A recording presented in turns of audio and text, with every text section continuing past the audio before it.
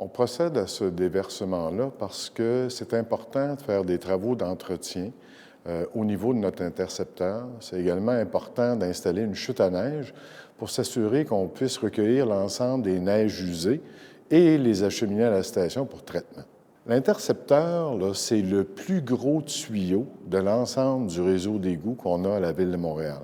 Alors, à travers ce gros tuyau-là, on récolte l'ensemble des eaux usées qui proviennent des domiciles pour acheminer tout ça vers la station d'épuration pour être traité. Les déversements comme on doit faire pour les travaux sur l'intercepteur sud-est, ça arrive très rarement. Ça va être la troisième fois depuis l'installation de l'intercepteur il y a 30 ans. Ces travaux-là sont absolument nécessaires. Si on ne faisait pas ces travaux-là, dans un premier temps, il nous manquerait au moins une chute à neige. Deux, il y a des équipements à l'intérieur de ce tuyau-là qui ont nécessairement besoin d'être réparés. Alors, on va procéder au retrait des cintres.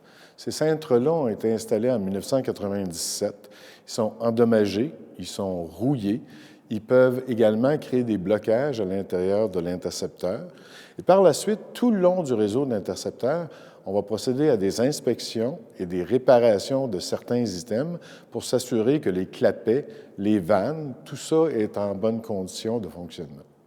Dans ce cas-ci, étant donné l'importance des travaux, l'impact est vraiment minime, dans la mesure où il n'y aura pas d'impact à long terme sur la faune et la flore aquatique, et on essaie de réduire le plus possible la période où ce déversement-là va se dérouler. Lors du déversement, ce qu'on va recommander aux gens, c'est d'éviter le contact direct avec l'eau. Donc, on va interdire les baignades, l'utilisation de canaux, le surf. Ce qu'on va aussi demander aux citoyens, c'est d'éviter de jeter des choses qu'on ne veut pas retrouver comme flottant dans le fleuve. Mais ensuite, les impacts sur le cours d'eau sont négligeables et il n'y aura pas d'effet à long terme. Montréal est extrêmement performante en termes de gestion de ces débordements.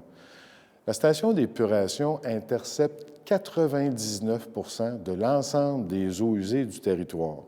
Si on veut maintenir et améliorer cette performance-là, c'est évident qu'on doit procéder à ces travaux d'entretien-là.